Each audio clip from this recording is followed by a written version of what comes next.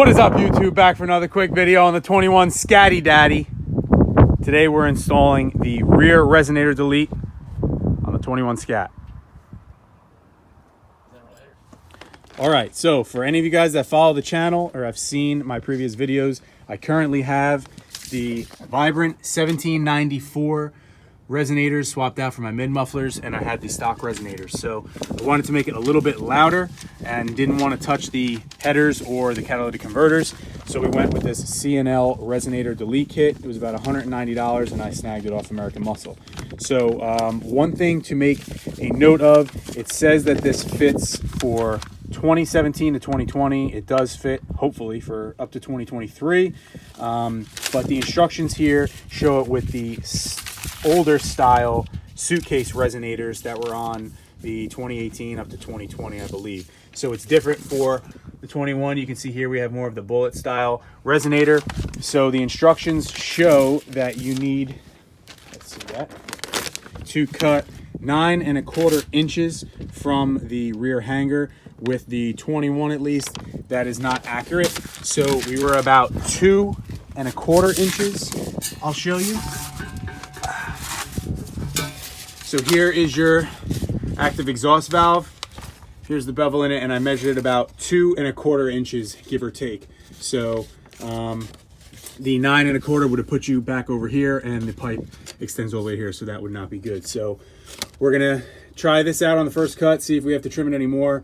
Hopefully it works out well on the first cut, and then we'll slide it on and see how it sounds.